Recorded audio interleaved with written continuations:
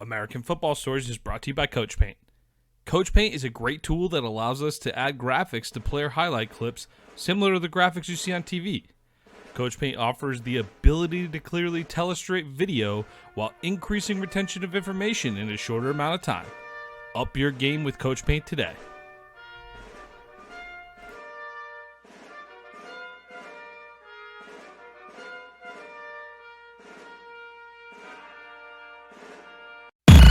What time is it? Game time! It's gonna be special. They gonna talk about this forever. Welcome to American Football Stories. Puts his head down, crashes and spins, and dives. Touchdown! Bringing together the many perspectives that make up college football in the NFL. Football is one of the greatest sports ever invented. From players and coaches. Believe, baby, believe, baby. Hey, we playing to win right here, fellas. To the front office and scouts. The public is finally beginning to catch up, but they don't even know half the truth. Us against the world, let's get it. Your hosts, Robert Parker and Nick Knudsen, bring you American Football Stories.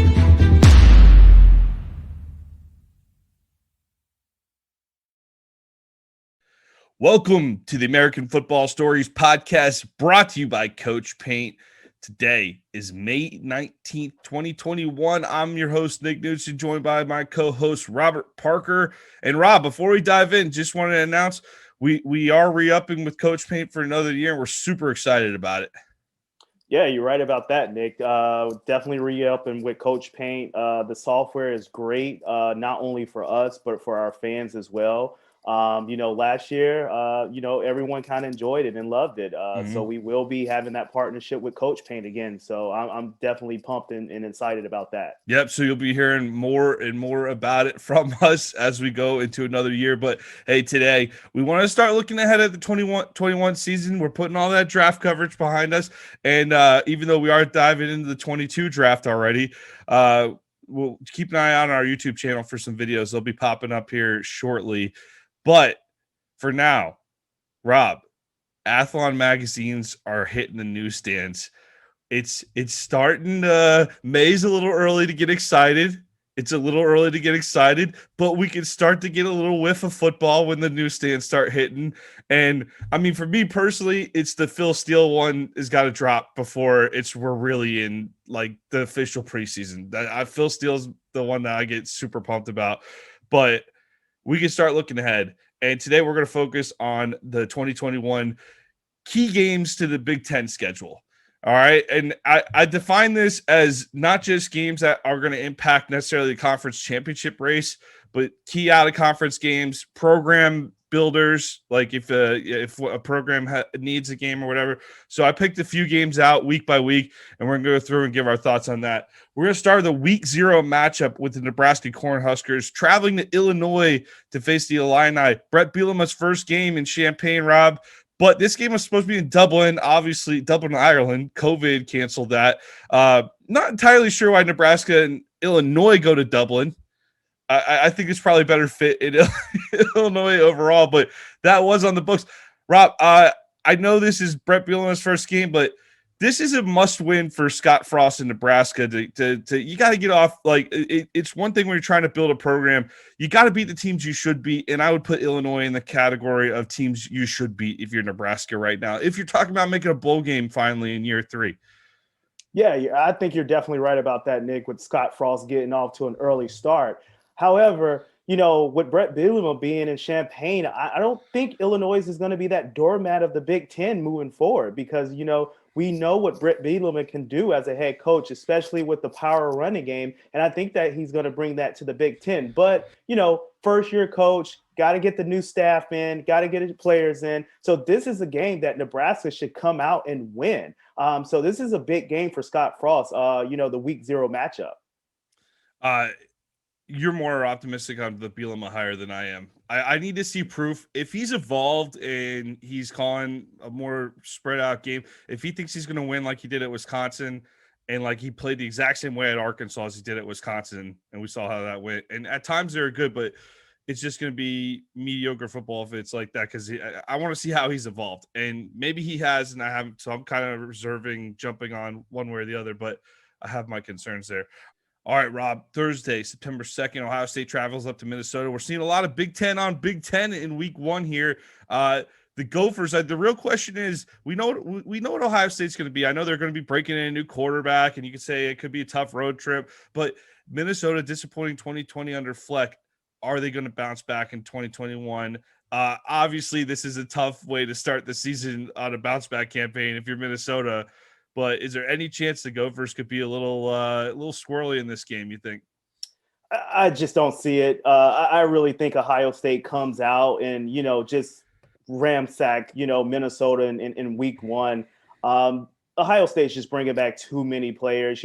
Garrett Wilson, Chris Olave. I know they're losing Justin Fields and they're going to have to break in a quarterback. But, one of the quarterback's best friend is a running game, and Master Teague is coming back. So I really think Ohio State is, going to win the Big Ten ultimately again. And we get to see Jack Sawyer, the highly touted, defensive end coming in for Ohio State. So I think PJ Fleck is going to have another rough season, this year, especially with all the losses that he lost, the past couple of years. So I expect Ohio State to win this one and win it big.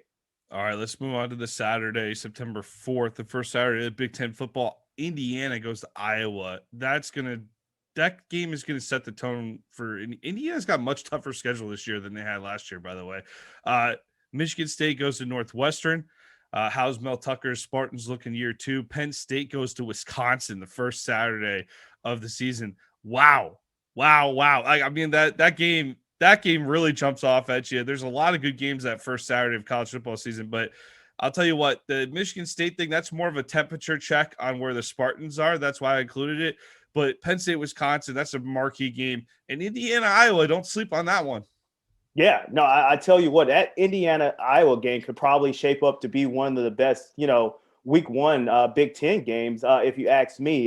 Just the way that Iowa plays, it really seems like they're always in the game. You know what they're going to do. They want to run the ball and they want to play defense. But I think this Indiana team under Tom Allen is hitting his stride, and I think they're going to be a force to reckon with within the Big Ten. Hopefully they can pull out, a conference championship in the next couple of years, but that program is going in the right direction. So this is really going to be a game that I'm going to key in on, this year. A trip to Iowa City is tough for everybody, though. So it'll be cool to see if Indiana comes out. Do they pick up where they left off last year, or do they get smoked in week one by Iowa? Because if Iowa does beat them pretty good in week one, they'll carry some momentum into week two on September 11th. We got 3 non-conference games I want to highlight. They go over in state to Ames, Iowa. They play the Cyclones. And first off, this Iowa State game, it's one of the weirder rivalries out there because it just feels like whenever one team's a heavy favorite, the other team seems to play pretty well in this game. But Iowa State obviously got a lot of national attention. They're coming in with preseason top 10 expectations. So if you're Iowa, you get off to a fast start against Indiana, and then you go into Ames and beat Iowa State in week 2. We might see the Hawkeyes pop into the top 15 by week 3, Rob. Yeah, we really could. And I tell you what, if somehow they win in Ames, with Brock Purdy at the helm for Iowa State, I think that's going to be a deterrent for Iowa moving forward, and that's going to set the tone for their season. So two tough matchups coming out the gate, but 2 matchups that they can actually win, just because the style of play that they play with. So I think this is going to be a good stepping stone for Iowa moving forward for the year. Oregon goes out to Columbus to play Ohio State. Psyched for that game. Missed the West Coast trip for the Buckeyes last year in 2020. Same goes for Washington, is traveling to Ann Arbor to play Michigan on this day. Man, those are 3 great non-conference matchups. Oregon's breaking in a new quarterback. I give Washington better odds going into Ann Arbor, obviously. Rob, how do you feel about the Pac-12 Big Ten matchups there? I'm loving it. We were kind of taken back because of the COVID year last year, so we didn't get a chance to see that Oregon Ohio State matchup, but we're going to get that matchup, and I'm just so pumped and so excited about it. And Oregon's going to be breaking in a new quarterback. Maybe Anthony Brown takes over that quarterback role. They had the transfer from Tyler Shaw recently, so it's going to be a good game. Two teams kind of breaking in a quarterback to fit their system and fit their style of play. But it's going to be a good game. So two big powerhouses going at each other early in the year. It's always going to be a good show. I'm going to make a prediction that we see Ty Thompson by the end of that game, by the end of the Ohio State game. He might take over from there for the rest of the year. So, because I don't expect that game to be super close. I think Ohio State's going to roll in that game.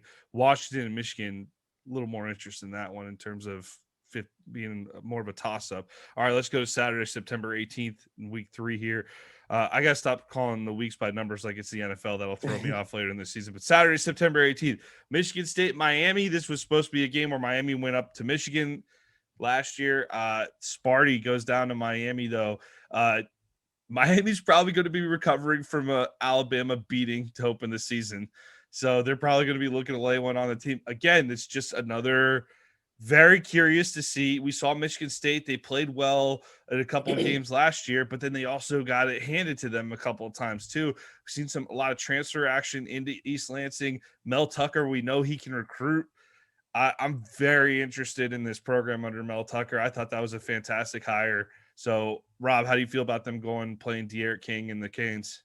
I love it. These non-conference big-time matchups, I love it because, you kind of get to see where your team stands. So if Mel Tucker can kind of go down to Miami and kind of hang close or come out with the win, I think that's just going to put, the Michigan State program moving forward in a good space. However, just like you said, I really think Miami is probably going to get beat down in Alabama. Maybe they keep it close in the first quarter, second quarter, but I think Alabama eventually takes off in that one. And one thing that we have to look out is De'Aaron King coming back from injury. Maybe that will be ACL tear, right? Yeah, that's a pretty significant injury. So we kind of have to see what that's going to shape out to be because, if Michigan State, they're known for their defense and Mel Tucker's a defensive guy. So if they can kind of get out to De'Aaron King, if he's going to be the quarterback, I think, Michigan State could pull this win off. Hey, listen, this is going to sound like there's part of me, I believe in going after it. Like the Yankees are the best franchise in sports because they try to win a world title every year. All right. Every season you play, you should be going after it. Okay. I don't like rebuilding. I don't like all this stuff. Miami, though, if you're Miami and you're managing the health of your quarterback, who is pivotal to your run in the ACC this year, you got a tough matchup with Michigan State in week 3 of your season. Why in the hell would you play De'Aaron King in week 1 against Alabama? Why would you do it? Because are you just right there? You just need De'Aaron King to beat Bama? I don't think so. I think Miami, with or without King, that's not a great game against Alabama. My opinion, obviously. I think Miami should consider, the guy got, Rob, ACL tear in the bowl game, right? Yeah. In late December. So we're talking about a 9-month recovery. I know people are doing amazing things with ACLs these days, but ask Florida State how their entire football program has gone since DeAndre Francois got injured in that Alabama game to open the season. How's it gone in Tallahassee since then? So if you got De'Aaron King for one more year, I'd be more focused on the ACC title if I was Miami. And just I don't know. I'm not saying roll over, don't play hard, obviously, but you got this game against Michigan State week 3. Maybe you don't play De'Aaron King week 1. Yeah, am I a loser for thinking that? I don't think you're a loser. I feel a little bit like a loser. That's why I'm saying it. But no, I think you're right, and to a certain extent, Nick. You always want to put your best players on the field. However, when your best players are not 100% or maybe not 100%, I think you kind of have to protect them for themselves. So De'Aaron King going against that Alabama defense, that could be really, really dangerous. Not only for that particular game, but for him moving forward and for his career moving forward. Right. So sometimes you have to protect the player. So I don't think you're a loser for pointing that out. And plus, if you lose that game, if you're Miami without King, and then you run the table, you win the ACC. Obviously you got Clemson. We're being ridiculous here. You're right back in the mix of things. You're right in the mix of things anyway. Right, so that Bama game's not going to define your entire season with or without King. So it's just something to think about. Put it on the table. It's freaking May, people. Sorry if I'm floating some ideas. It's just May. Yeah, and I know Clemson. rebuild, they reload. But once Right. again, no Trevor Lawrence, no Travis Etienne. So it's going to be a little learning curve for some of those younger guys. So, maybe this is the year that North Carolina or Miami actually, come out on top in the ACC. So I think you're coming on to something right there in regards to De'Aaron King Maybe. playing early in the I'd be season. careful with them. I'd be careful. Save him for this Michigan State game. This could be tough. This could be a tough game for you if you're Miami. All right, Purdue, same week here. Sorry, we got stuck on that first game, September 18th. This is also a great week for non-conference games. I mean, maybe not that national importance that we were talking about the week before, but still some really good, solid action. Purdue goes to Notre Dame. How are the Boilers looking? I know we had some excitement under Brom. I feel like that's fallen off. Would like to see them bounce back. Notre Dame is replacing a lot, and they're going to be fresh off a trip the week 1 to Tallahassee. So we'll see how that they play Mackenzie Milton in a rebuilt offense down there. I'm not totally sure Notre Dame's getting out of week 1 and skate. So this might be a very important game for Notre Dame here. One of my favorite non-conference matchups here, Cincinnati goes to Indiana.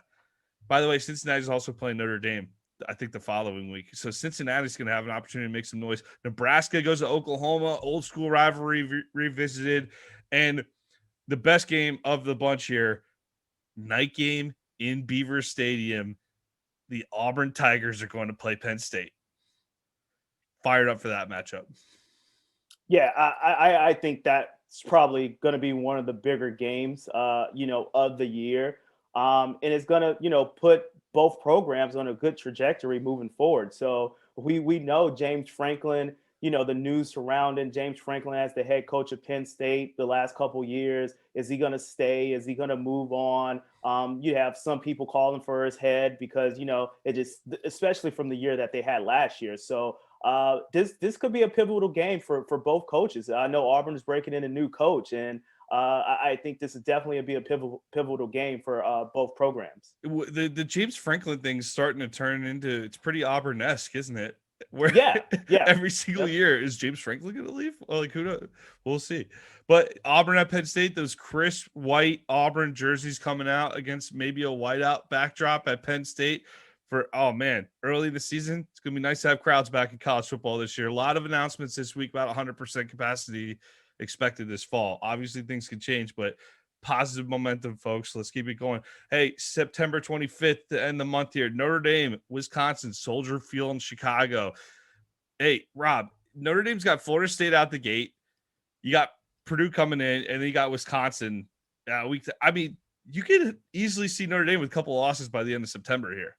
You really could, but once again, Thank God, no playoffs. This is Notre Dame's schedule year in year out because they're Notre Dame and they don't want to join a conference. So you're gonna get these tough games early in the year, in the middle of the year, and at the end of the year for Notre Dame.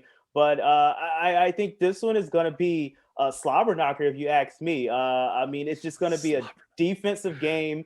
It's gonna be a hard-nosed fall in the trenches game, and this is gonna be a game that if you don't want to see a lot of scoring and you just want to see the old school type, it's going to be in Soldier Field. So this is what you're going to get. You're going to get a good defensive matchup. You're going to get two teams that wants to run the ball, and they're going to lay it all out there. And I really give the edge to Wisconsin because their program has just been, riding along and coasting for the last at least 5 to 6 years. And, it just seems like they're just one of the most consistent teams that we've seen in the NCAA the last 5 to 6 years. Wisconsin quarterback transfer Jack Cohn expected to start for Notre Dame this year too.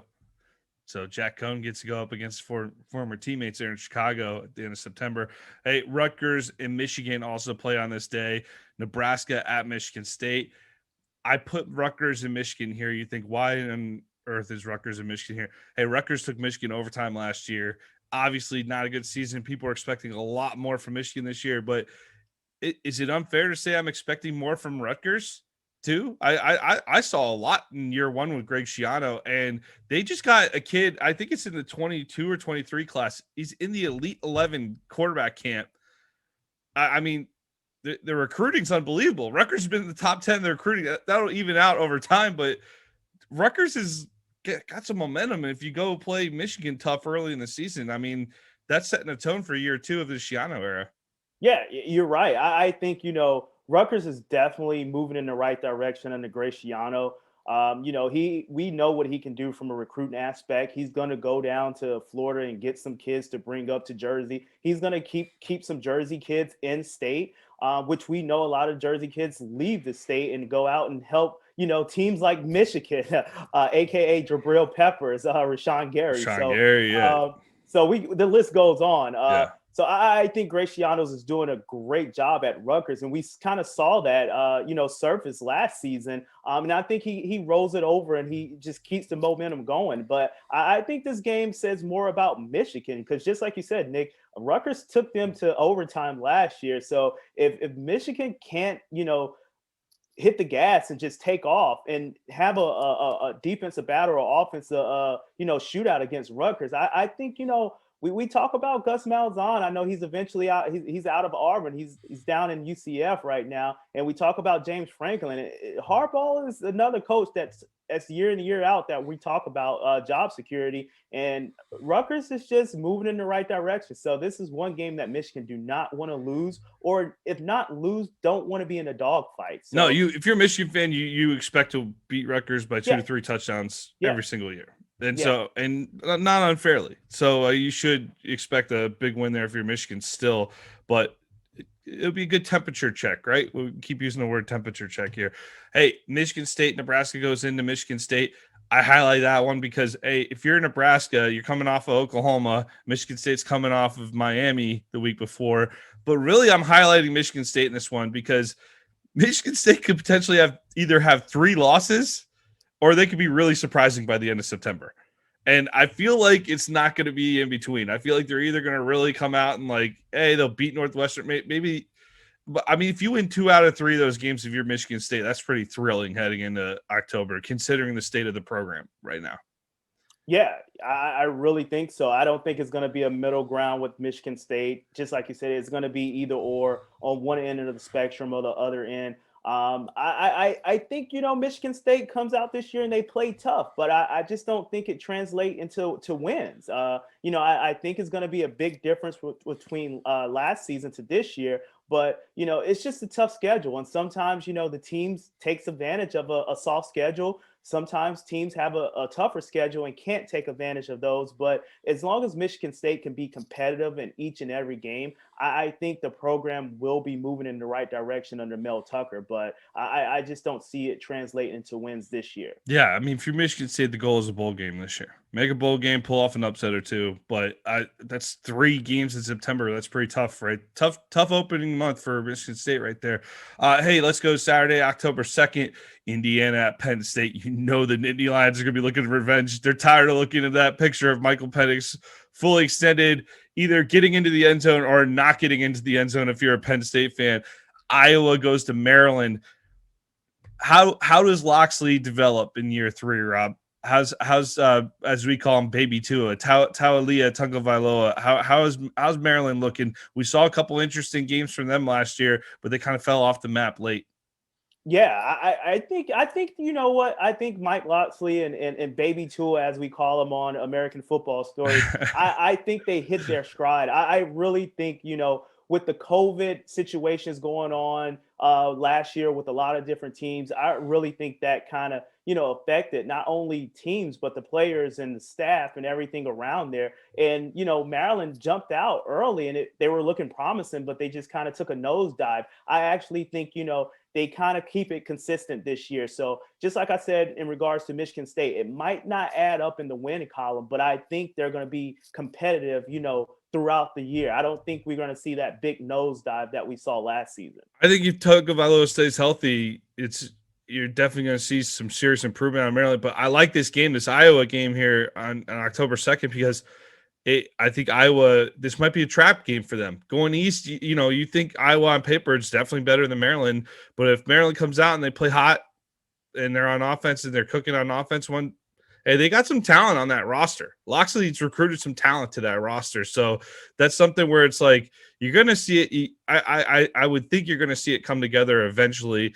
But if it doesn't fully come together on a program-wide basis, you'll see it come together every once in a while at least, and this could be one of those weeks. So Michigan also goes to Wisconsin. And man, you talk about a tough stretch to start a season here with the Badgers. I mean, you got Penn State coming in on opening weekend. You got Notre Dame. You got Michigan all by October 2nd, Rob. Yeah, I mean, but once again, I think Wisconsin, they're just been a ball of consistency these last 5, 6 years, just like I mentioned earlier. And it just seems like if one team can handle a schedule like this, Wisconsin is one of those teams. So Yeah. I really like Wisconsin year in and year out, just because of the stability and the consistency of play. So they're one of those teams that a tough schedule really doesn't affect. But if you just look at those games, like, wow, it's going to be some you'll be good top games. 5 if you go undefeated in that stretch. They'll be a top 5 team for the rest of the season. And I don't think they play Ohio State until potentially the Big Ten title game. Minnesota goes to Purdue, a little bit of a trap game there for the Gophers if they're going to bounce back. I don't expect them to beat Ohio State, but if you're talking about winning the West, that's a very important trip to Purdue for Minnesota right there. And Northwestern goes to Nebraska. Hey, look, I know that it's weird to think that Northwestern is definitely the superior program at this point in time, but when this is an opportunity for Nebraska, regardless of how they start the season, you'd like to think that, hey, Nebraska at Oklahoma, that ain't happening, okay? The Huskers are going to get throttled that week. But if you could beat Illinois out the gate and you could take care of business against Michigan State, not asking a whole lot there, and if you take care of Northwestern at home, you're definitely going to be in the hunt. So I'm just asking you to beat Illinois, Michigan State, and Northwestern, which in the past would be garner a laugh when you talk about Nebraska football. But at this point, if you beat those 3 programs, you are in serious contention mode for the Big Ten West if you're the Huskers. And all 3 of those games are winnable. Just like you said, based on the Nebraska tradition. Now it's almost laughable to say, now, Illinois, Northwestern, and Michigan State, we're terrified. Now the new Nebraska might be a little bit different there, Nick. But they could go 0-3. Yeah, I tell you what, this is for me. I know, when a new coach come in and takes over, you kind of want to give them, at least 3 years to kind of get everything going around. But if Scott Frost and Nebraska come out the gate sluggish and slow, and they lose probably, 2 out of those 3 games, I think Scott Frost might be in a little bit of trouble. I think he's going to be on the hot seat at, halfway through the season. So I know he's a legend out there, but once again, you have to churn out wins. And this is something that Scott Frost hasn't done while he's been at Nebraska. Or if not, you have to get those upset games here and there. You got to get those upset games. So I think, Nebraska and Scott Frost has a lot of work to do moving forward. And this is the year for me. I don't know about for everyone else, but I know for me, I'll be judging Scott Frost on this year. Yeah. You gotta win. And by the way, a Northwestern win over Northwestern, that I would categorize as an upset win at this point. So you're beating the defending champion from the West. Now, should you ever consider yourself in the same league as Northwestern if you're Nebraska? Man, I hope not. I hope they figure things out sooner and later in Lincoln, because once Lincoln gets cooking, that's going to add a whole other element to Big Ten West football, man. And I'll tell you, if you at least take care of the West this year for Nebraska, the West is doable. The West is doable. I know it sounds crazy because they haven't been doing it, but Iowa and Nebraska out West, I really like them this year. But it's hard to ignore Northwestern, okay? They've been doing really well the last 2 years here. All right, let's go to Saturday, October 9th. Penn State goes to Iowa City. Always a great matchup. Love those Penn State whites at with the Hawkeyes. Black unis, or like they wore those gold ones there. That's a good uniform matchup for me. Michigan goes to Nebraska. Another tough matchup for Scott Frost. And Michigan State goes to Rutgers, an important program for 2-year program builder for both coaches in year 2. Schiano pulled the upset in his opening act as the Big Ten last year with Rutgers. Can Rutgers follow it up? Where's Michigan State standing at this point? Is this going to be the 4th loss of the season for Michigan State? Or, I mean, if you're Michigan State, you like to think you can take care of Rutgers. So it's a good temperature check for both programs there. It could be a 4th loss for Michigan State, especially if Rutgers, catch fire. And I think, Graciano put out there like, hey, we expect to beat the big dogs in the Big Ten. We beat, Michigan State. We took Michigan to overtime. So we expect this. This is the expectation moving forward for Rutgers. We're not going to be the doormat program of the Big Ten. So I think this could be a fourth loss because it's not like Rutgers is going to go out there and lay down. But once again, just like you said, this is a temperature check for both programs to see, hey, where are we going to move forward? Are we taking a step back? Or are we moving forward? And I think this is a great game for both programs moving forward. Yeah, and we saw Michigan, Nebraska. Michigan slaughtered them a few years ago. Really like to see some development there with Nebraska. I don't have high expectations for the Huskers in that game, though. Michigan State goes to Indiana on October 16th. Boy, what's the pattern? What's the theme of this podcast so far? Is Michigan State has a brutal first half of the season. I'm pretty sure is the theme.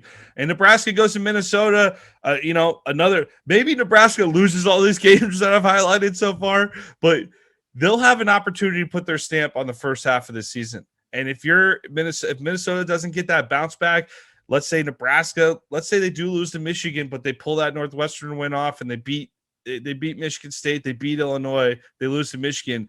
Hey, this Minnesota game, you come back, you take care of business in the Big Ten West, things will be okay for you if you're Nebraska.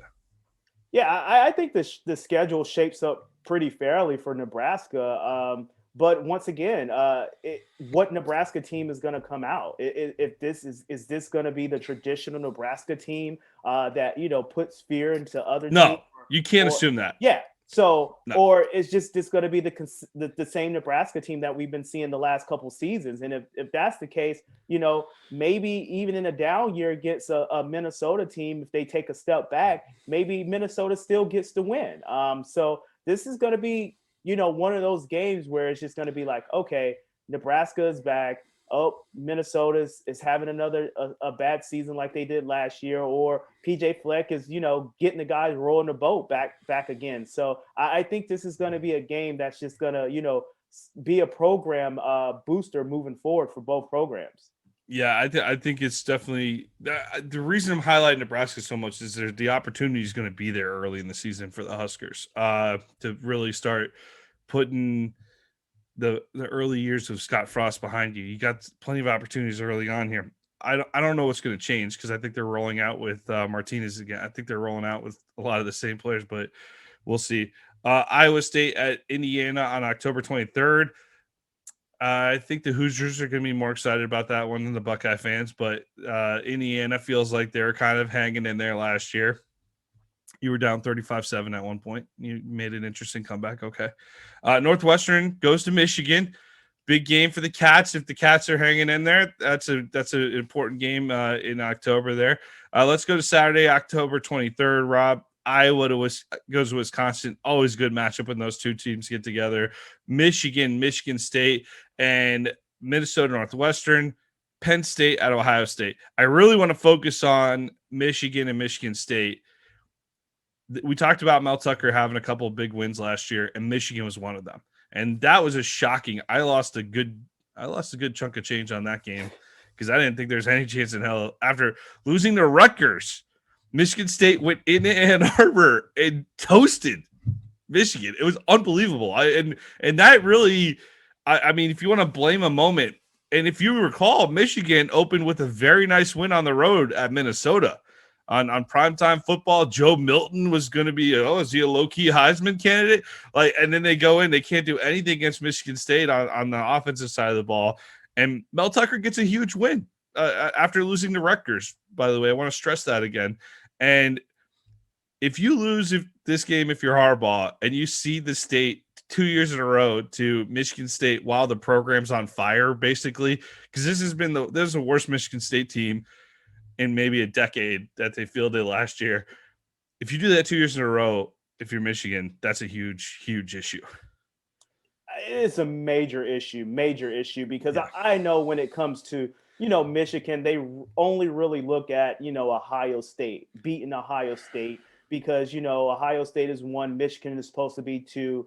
But once again, just like you said, Nick, if Harbaugh loses to Mel Tucker, a new coach who's trying to get the program moving in the right direction 2 years in a row, then it's that seat is scorching hot because not only can you not beat Ohio State, you can't even beat your in-state rival in Michigan State anymore. So I think this is going to be a pivotal game for John Harbaugh moving forward So this is a huge game, and it's going to be a rivalry game. So with those rivalry games, anything can happen. But if Mel Tucker can kind of pull off the win again 2 years in a row against Michigan, uh, this if you're a Michigan fan base, you should be calling for Harbaugh to get out of there and kind of move on and see what you can bring another coach in there, because that Michigan State team last year was just abysmal. It was just horrible. We know Mel Tucker is gonna recruit. We know he's gonna eventually change that program around. Yeah. But last year, it was just a bad. But he at least there's some optimism heading into this year, in part because we beat Michigan. That was a big game for Michigan State last year. And again, important for Tucker in that if you get in year 2, you might put the final nail in the Harbaugh coffin, by the way. If you don't, though, no one's really expecting you to. I think everyone's expecting Michigan to bounce back. But Rob, real quick, tell me the schedule. I mean, they got some tough games leading into Michigan State here, but if your opening schedule for Michigan is Western Michigan, Washington at home, NIU, Rutgers, month of September, all at home. You should be 4-0. You should take care of Washington at home. And then you go on the road back-to-back weeks at Wisconsin, at Nebraska. All right. Maybe you lose to Wisconsin. So let's call it 5-1. Northwestern. Let's say between Northwestern, Wisconsin, Nebraska, you go, you drop one of those games. Okay. You drop one. I mean, you're sitting at what, 6-1? 6-1 heading into Michigan State. That's a top 15 ranking. That's just going to be a massive game for Jim Harbaugh to take care of. Also, because the following week, Rob, we're heading in November. If you beat Sparty like you should, if you're Michigan, Indiana's coming into the big house. And this might not be an Indiana team with a pretty record at this point, because I think Indiana's got a very tough schedule. This might be about a 3 or 4 loss Indiana, maybe a 4-loss Indiana team coming in, but they're going to be talented. Yeah, I'm right there with you in regards to Michigan's schedule shapes up favorable for them, but once again, we've seen the schedule shape up favor for Michigan before, and they've gotten off to fast starts with Harbaugh. The wins has just not been there, and we've just seen Michigan drop games that they should win. Just like you said, I between the Wisconsin game and the Northwestern, I can see them dropping one of those games. But if they drop one of those games and they lose to Michigan State, that might be a problem, because just like you said, they have Indiana coming in the week after that. So that could be. You're presenting nightmare scenario. This is like last year, though, where you lose to Michigan State and then you lose to Wisconsin, and then the whole thing just goes just nosedive. So the crater potential is there with Michigan this season, but you hope they get some things corrected. You hope they get a little more aggressive on offense, for God's sake. I mean, that's really what's been holding them back, I feel like. But Don Brown's out as defensive coordinator, so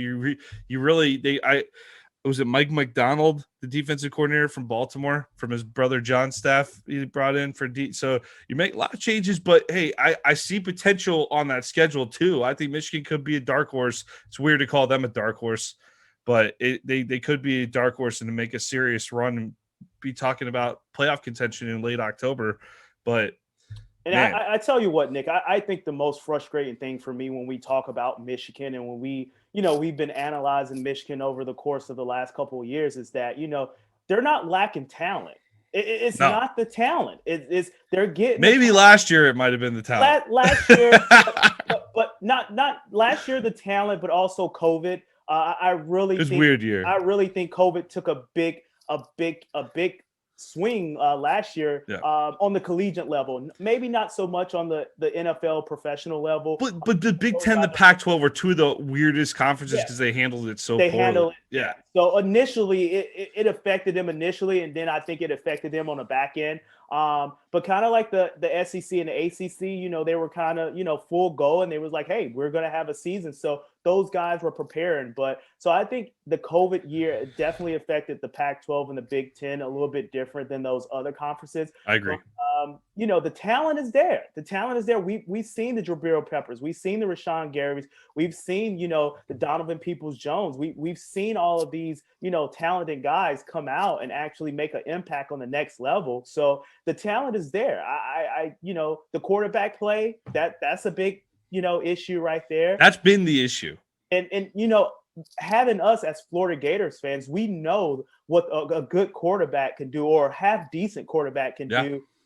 So that's pretty much been the biggest issue with Michigan. But at the end of the day, you kind of have to look at the coaching positions too. You got to look at coaching, so you can't take that away.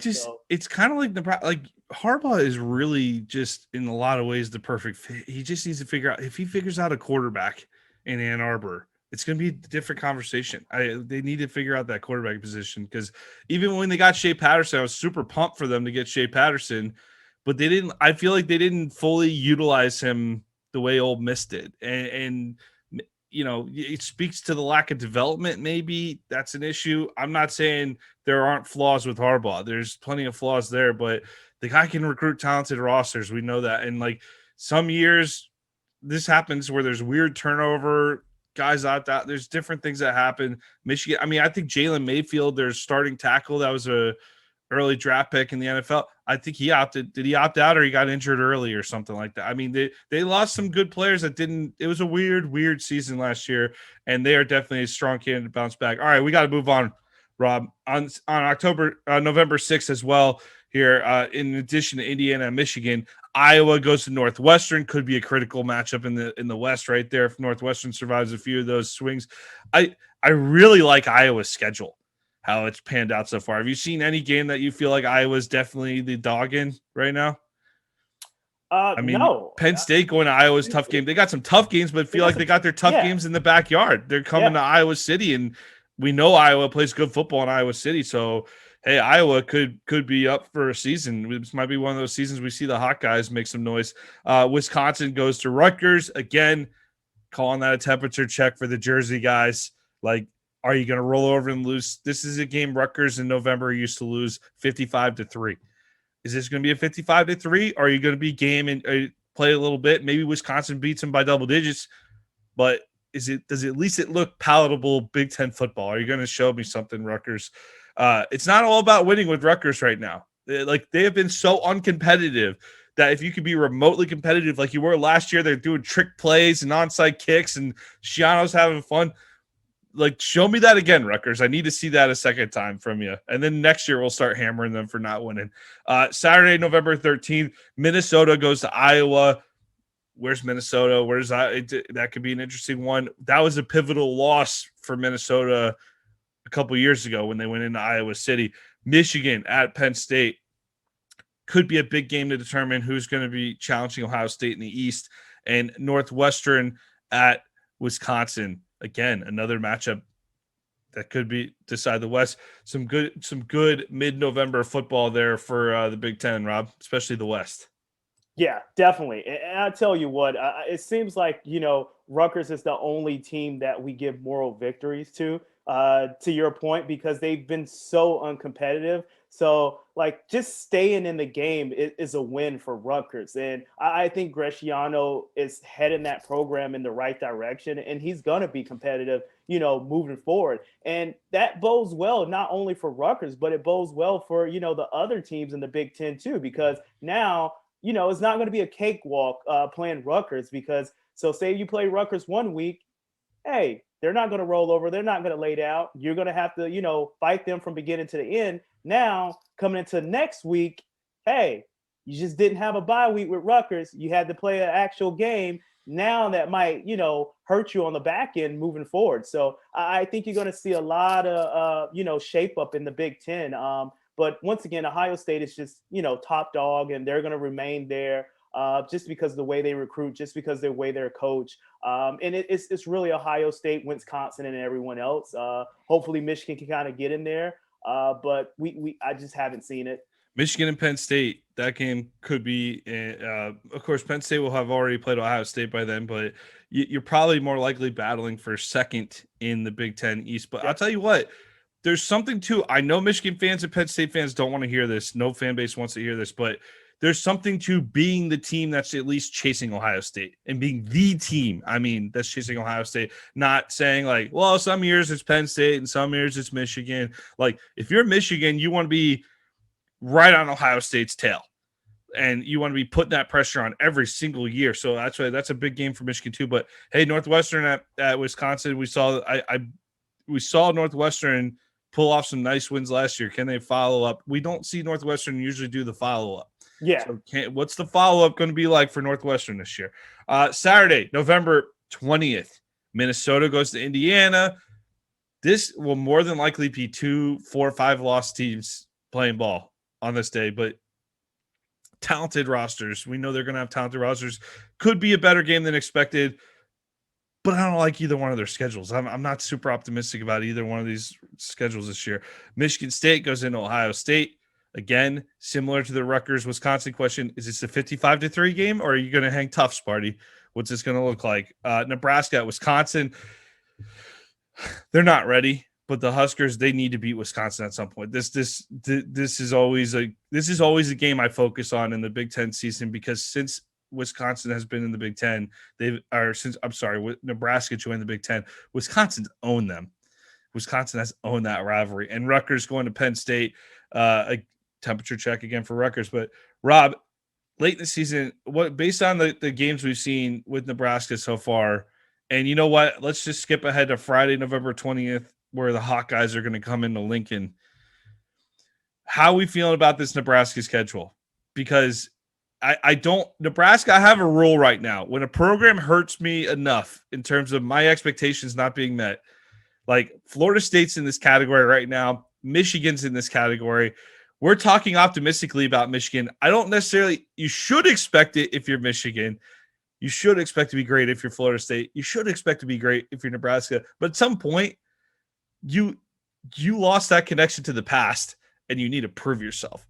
So I'm not expecting Nebraska to seriously compete for the West this year, even though I do like some of their games. If they could win a couple of those early season games, maybe they're in position. But when you talk about you got to go into Madison and close late on that, on top of winning those 50-50 games, those toss-up games early on, the more I see, the less I like the Huskers. The more I see the schedule. Yeah, I tell you what, the schedule is definitely not shaping up in the favor of Nebraska.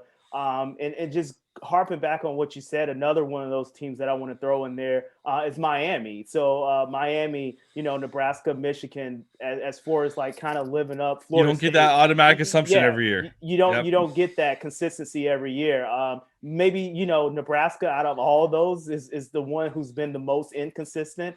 But it's a tough schedule for Nebraska. I tell you what, and that's why I said this year I'm really going to judge Scott Frost based on this year, because he has the tough schedule, because he's been there, because he's brought in his players. The transfer portal, it's been helping a lot of teams. So you got to be active in the transfer portal now, especially if you want to be good right away. So this is the season that I'm going to judge Scott Frost on. I'm not optimistic Nebraska, rolls off a whole bunch of wins this year, but I just want to see them be competitive. I want to see them, go in and have that expectation of winning. Maybe it comes down to a field goal. Maybe it comes down to a turnover or one particular play that, changes the game, but go in there and be competitive. And so this year I'll be definitely keying in on Nebraska and Scott Frost and that program. Wisconsin, Iowa, that's tough. But that means you're front loaded with a bunch of winnable games if you're Nebraska. And like I said early on in the season, hey, Illinois, that's a winnable game. That first month, it's going to be important for Nebraska to get off to a hot start, because we know that they got a tough finish to close the deal. So if Nebraska is sitting there at we need to win our last 2 games to make a bowl game, good luck. You're done. You're not doing that. So, if you're Nebraska, you need to see it earlier from them. All right, Rob, let's go to Saturday, November 27th. Day after Thanksgiving. I already said the Iowa-Nebraska game. We talked about that. Ohio State goes to Michigan. We obviously missed the greatest rivalry in sports last year. Not the greatest rivalry right now, necessarily in the scope of time. Not expecting that to be a killer game at the moment, but we'll see how Michigan fares going into the season. Penn State goes to Michigan State. Again, late season, you like to see some development from Mel Tucker's team there. And Wisconsin goes into Minnesota for battle of Paul Bunyan's axe there. Could be, if Minnesota bounces back, could be another tough game. We saw a great game in the snow between those two teams a couple years ago with those Wisconsin white face masks, man. That was a fun game to watch. But Rob, overall, from what you see, I don't think I don't have any major thoughts on any of these three games here. But in general, from what you've seen from the schedule so far, I have to say, out of the West, I like what I see from the Iowa Hawkeyes schedule. I think that's a pretty solid schedule there in terms of making a run in the West this year. And Wisconsin, even though I think we both value Wisconsin very similarly in that they are definitely one of the most underappreciated programs in America. And maybe I'm undervaluing them too much, but they have some brutal games, especially to start. And they'll absolutely be in the hunt, but you got to think they might trip up here or there. Like if one injury could set them back, you know what I'm saying? So they're a little dangerous for me in terms of like really calling them the favorite. Northwestern's obviously the returning champ here in the West, so you can't count them out necessarily. But in terms of everything lining up in the West, I think we both like Ohio State in the East. But in terms of everything lining up in the West, tell me why the Hawkeyes shouldn't be the favorites, or do you like somebody else? No, I think you're right. I think the schedule shapes up definitely, really, really good for Iowa. And just like you said, I think I put Iowa and Wisconsin as a team and as a program kind of in the same category. I just think, Wisconsin, they just a notch above. Just a notch above. They've been opening up the playbook a little bit more as of lately. I think they have a little bit more, talent to work with on the outside from the skill position players. So, Wisconsin is just consistent year in and year out. Even if it's a tough schedule, I still give the nod to Wisconsin in a lot of these games just because I've seen it. I've seen the level of consistency that they've been having. So, outside of Wisconsin, yeah, I was right there. I think this is going to be a down year for Indiana. I don't think they, resemble what they did last year. I really think they caught lightning in a bottle last year with the COVID year. But, now the playing field is back even, without COVID and the pandemic. So I really think, I don't think Northwestern, gets back to the Big Ten title game. They lost a lot of players to the NFL draft. I mean, people talk about that Ohio State game, that Ohio State Northwestern game where Justin Fields struggled. However, if you go back and you look at that Northwestern defense, they had some dogs on that defense, and they had some dogs that got drafted, undrafted. Peyton Ramsey, they're losing him. Yep. They were terrible the year before on offense without Ramsey. So a lot of questions in Northwestern right now. So for with that being said, I definitely give the edge to Wisconsin and Iowa. Nebraska, they kind of have to show it and prove it to me. But other than that, I really think it's Ohio State, and you got an Iowa and Wisconsin vying for that other West. Well, this has been an early look, very early look. Notice we didn't get into super detailed matchups and everything because look. There's still a lot of questions that need to be answered on these rosters, and we'll figure it out as fall camps begin, and we'll get more detailed as we go with it. But we just want to do a light overview of the conference, see whose schedule's shaking out nicely. And I think we did that today, Rob. So this has been the Big Ten. We'll do this for the other conferences as well. Not just Power 5. We'll do Group of 5 as well. So we got some good episodes coming up on this.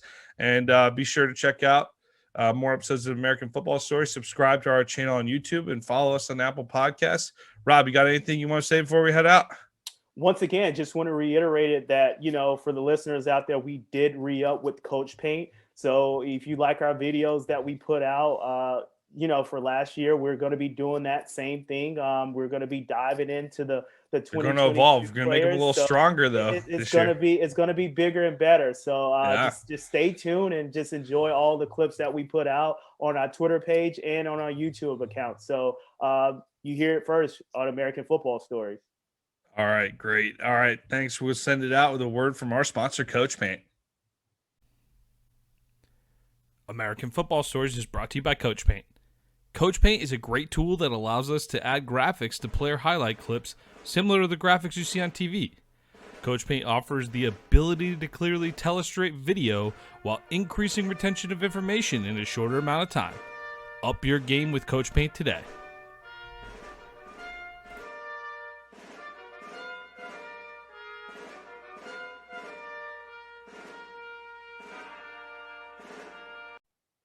Thank you for listening to American Football Stories podcast. Please subscribe to our YouTube channel, American Football Stories. We are working to grow our network on YouTube and we'd love to have you subscribe. You can find us also on Apple Podcasts, on Twitter at American FB Story, and on our website, AmericanFootballStories.com. I am Robert Parker. My co-host is Nick Knudsen. This has been another episode of American Football Stories.